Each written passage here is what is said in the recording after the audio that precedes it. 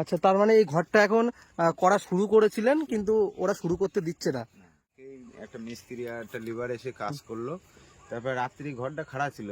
আমার এই ছোট ছেলেটা ঘুমাইছিল ঘরের মধ্যে, এসে দেখি ঘর পড়ে গেছে। দেখেন অবস্থা, দেখেন চোখে মুখের অবস্থাগুলো দেখেন। মানে কেউ এসে আমাদের মতন গরিবদের বেঁচে থাকাচ্ছে কি মরে যায়। না না, এই কথা বলবেন না, বাড়ির তিনটে বাচ্চা থাক, আমি আর সহ্য করতে পারছি না। কান্না করবেন না, কান্না করবেন না। কষ্ট হচ্ছে আপনার এই আপনার খুশি তো বাবা? তো আপনারা দেখতে পাচ্ছেন যে আমি আজকে চলে এসেছি চাঁদপাড়ায়, ঠিক আছে।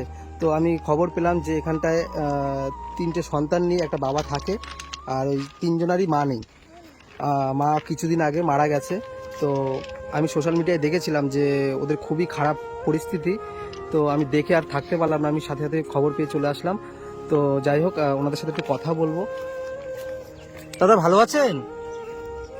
হ্যাঁ দাদা ভালো আছে। আচ্ছা আচ্ছা বাবা, বলছি এই যে এই জায়গায় আপনারা থাকেন এই তিন ছেলে মেয়ে নিয়ে? হ্যাঁ।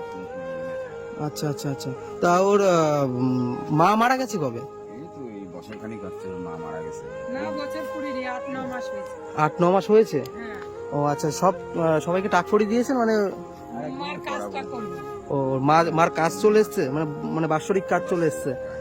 দেখতে পাচ্ছেন যে তিন ছেলেকে নিয়ে এইভাবে মানে একটা নর্দমার মধ্যে, মানে মানে একটা পুকুরের মধ্যে ঘর বেঁধে আছে। তো যাই হোক, আমি শুনেছি যে আপনাদের ঘরটা করতে কেউ পয়সা করে দিয়েছে, কোনো একটা দাদা। হ্যাঁ হ্যাঁ। দাদা আমার কিছু বাঁশ কিছু টিন কিনে দিয়ে গেছিল, আমি সবে শুরু করছিলাম। আচ্ছা। ঠান্ডার ভিতরে তাবু টানা থাকি বাচ্চা কাচ্চা, কিন্তু এখানে লোকজন কার কি প্রবলেম হচ্ছে জানি না, আমাকে তাড়িয়ে দিচ্ছে। তাড়িয়ে দিচ্ছে আপনাকে? আমি এর আগে রেলেরও কাজ করতাম, ডোমের কাজ। আচ্ছা। কাজ করার পর থেকে ওনারা আমাকে এখানে জায়গা দিয়েছিল একটা আশ্রয় থাকার জন্য। এখন এখানে যারা মানে জায়গা জমি কিনছে তাদের কি প্রবলেম হচ্ছে জানি না, এখন আমাদের তাড়িয়ে দিচ্ছে। মানে আপনাকে এখানটায় ঘরটা করতে দিচ্ছে না? না। মানে এটা তো রেলের জায়গা, বলুন তো, রেলের জায়গা হলেও তারপরে ওদের ঘর। অসুবিধা হচ্ছে তাই ওরা রাখবে না। ঝুমটি থাকলে ওদের অসুবিধা হবে জায়গা বিক্রি করতে। ও আচ্ছা, তার মানে এই ঘরটা এখন করা শুরু করেছিলেন, কিন্তু ওরা শুরু করতে দিচ্ছে না। না, দেখুন কালকে একটা মিস্ত্রি আর একটা লিভার এসে কাজ করলো, তারপর রাত্রি ঘরটা খাড়া ছিল।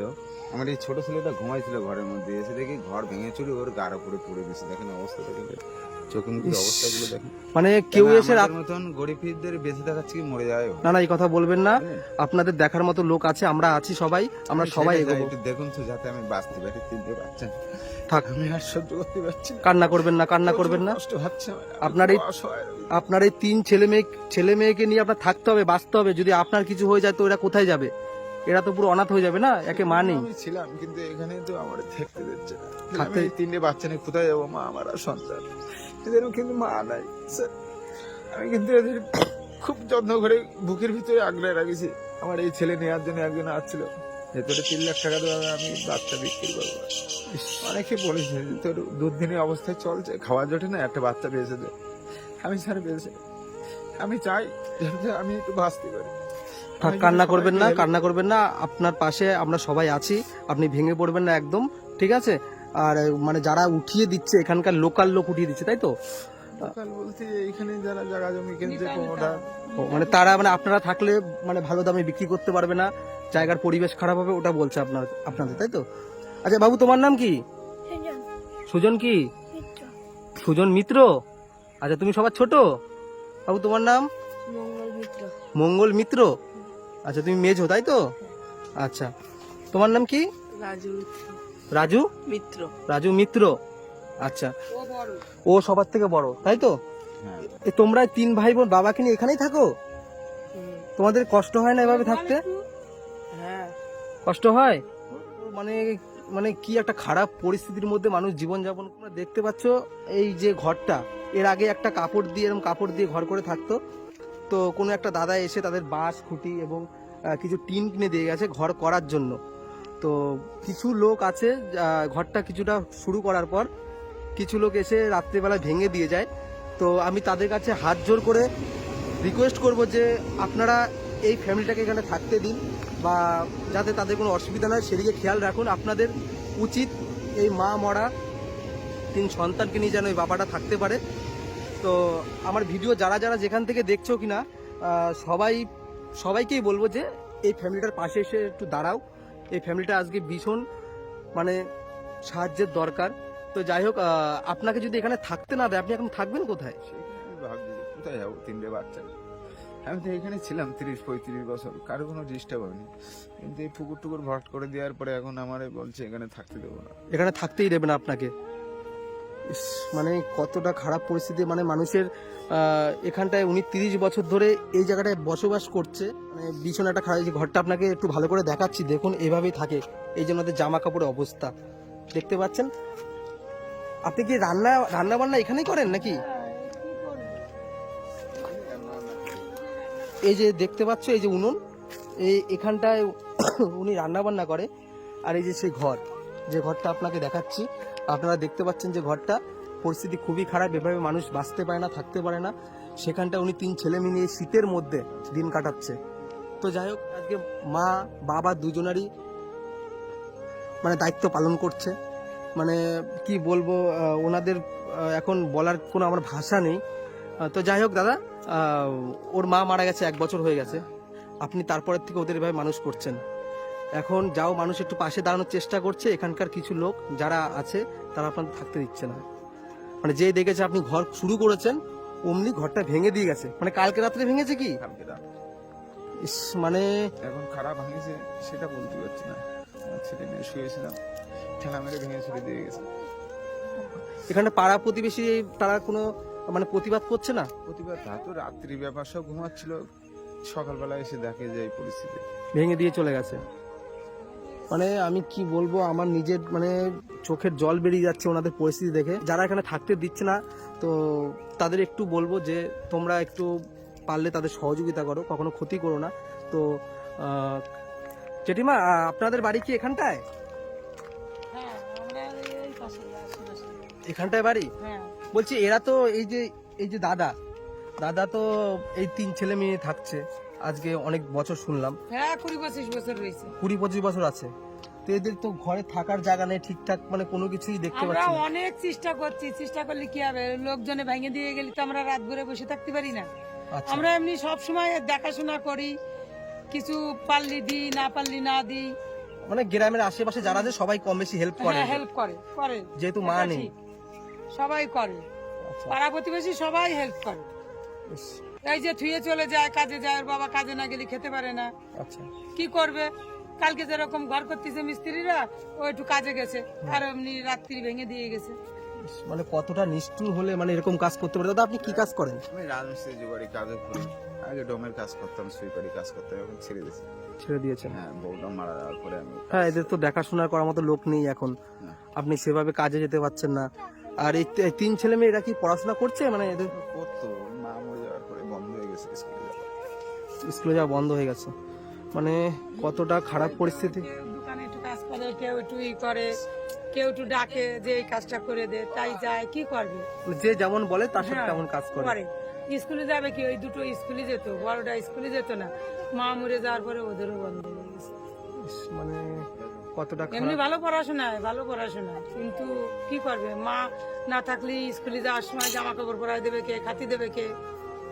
আচ্ছা, তা তো অবশ্যই, মানে বাবা কাজ না করলে খাবে কি? সে তো অবশ্যই। এখন বাবু এখানে ওঠে না, এখন পড়ে নয় যাবা।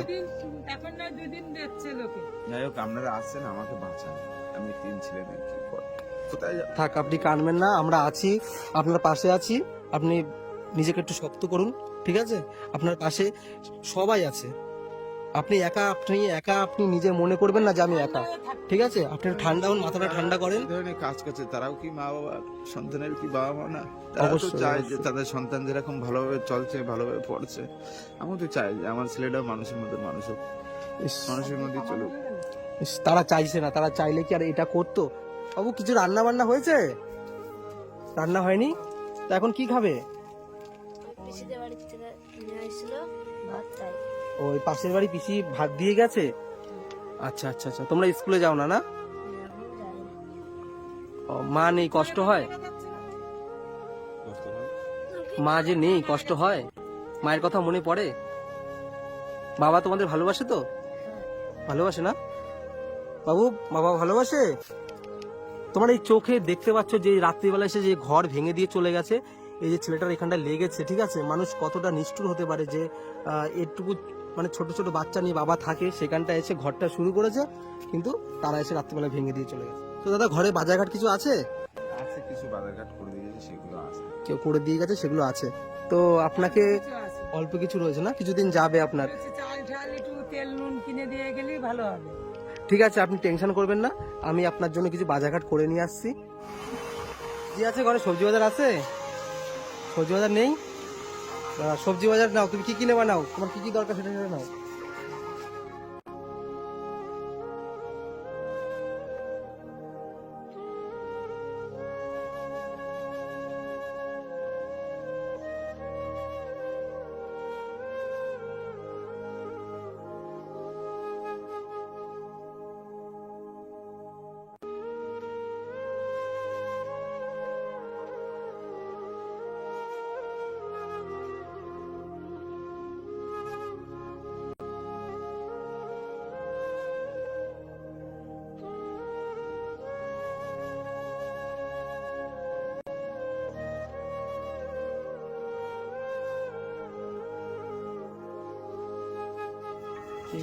কত হলো তাহলে? 350। 350? হ্যাঁ।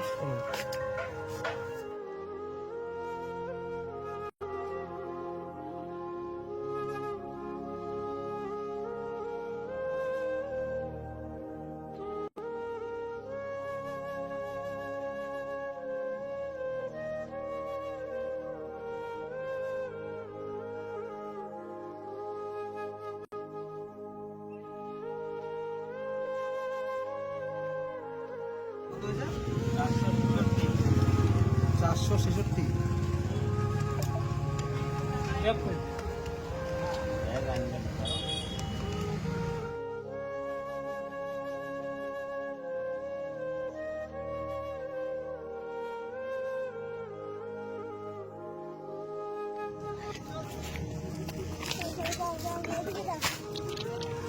466। দাদা বাজার নিয়ে এসছি, হ্যাঁ আপনি একটু দেখুন খুলে কি কি আছে, আর এই কিছু লাগলে বলুন। হ্যাঁ বাবা, অনেক কিছু নিয়ে আছে। তুমি খুশি তো বাবা? তাই তাই, অনেক কিছু নিয়ে আসছি তো। অনেক কিছু নিয়ে আসছি। চালটা আমি এই দোকানে পাইনি, বুঝতে পেরেছেন? আমি পয়সা দিয়ে যাচ্ছি, ওটা দিয়ে আপনি চাল কিনে নেবেন। আমি বললাম সুজন মানে আমাদের সাথে চলেই গেল, যাক মা একটা পাবে না, এবারে আদর যত্ন পাবে। তাহলে আর কি বলবো, ভালো থাকবেন। আর আমি নাম্বার দিয়ে যাচ্ছি আমার, কোনো অসুবিধা হলে ফোন করবেন, ঠিক আছে? আর সামনে আমি আসবো আবার, ঠিক আছে? কোনো সমস্যা নেই, বাজার থেকে আমি আসবো, সমস্যা নেই। আর কখনো একা মনে করবেন না, আমরা আছি আপনার পাশে, কোনো অসুবিধা হলে ফোন করবেন, ফোন নাম্বার দিয়ে গেলাম। আর এই যে জায়গাটার প্রবলেম হচ্ছে সেটা অবশ্যই আমরা দেখবো, যদি কিছু করা যায়, ঠিক আছে? তো যাই হোক, ঘরে তো কারেন্ট ফারেন্টের ব্যবস্থা নেই নাকি?